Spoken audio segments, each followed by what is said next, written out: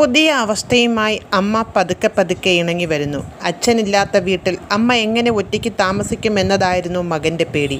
ഇത്രയും കാലം അച്ഛൻ്റെ ഓരോ വിളിക്ക് പിന്നാലെയും അമ്മ ഓടുകയായിരുന്നു. മുറിക്കകത്ത് വെച്ചോ പറമ്പിൻ്റെ ഏതെങ്കിലും മൂലയിൽ വെച്ചോ ആയിരിക്കും വളരെ അപ്രതീക്ഷിതമായി അച്ഛൻ്റെ വിളി ഉണ്ടാകുക. അതേ നിമിഷത്തിൽ അമ്മയുടെ മറുപടി ഉണ്ടായില്ലെങ്കിൽ അച്ഛൻ കോപം കൊണ്ട് തുടുക്കും. അമ്മ ഒരിക്കലും അതിനിട കൊടുക്കാറില്ല. അച്ഛൻ വിളിച്ചില്ലെങ്കിൽ പോലും വെറുതെ ഒരു ശബ്ദം കേട്ടാൽ മതി അതിന് മറുപടി കൊടുക്കുക എന്നുള്ളതും അമ്മയുടെ ശീലമായി മാറിയിരിക്കുന്നു. വിളിക്കാനും ആരുമില്ലാത്ത വീട്ടിൽ അമ്മയെ തനിച്ചാക്കി പോകുന്നതിൽ മകന് നന്നേ വിഷമമുണ്ടായിരുന്നു. അച്ഛൻ്റെ മരണ അടിയന്തരങ്ങളും കഴിഞ്ഞു നഗരത്തിലേക്ക് പോകുമ്പോൾ വിളിക്കാനാഞ്ഞതാണ്. അപ്പോൾ വരില്ലെന്ന് അറിയാമായിരുന്നതുകൊണ്ട് ഒന്നും പറഞ്ഞില്ല.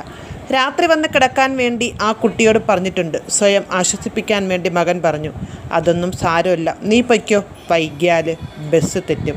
ദുഃഖം പുറത്ത് പ്രകടിപ്പിച്ചിരുന്നില്ലെങ്കിലും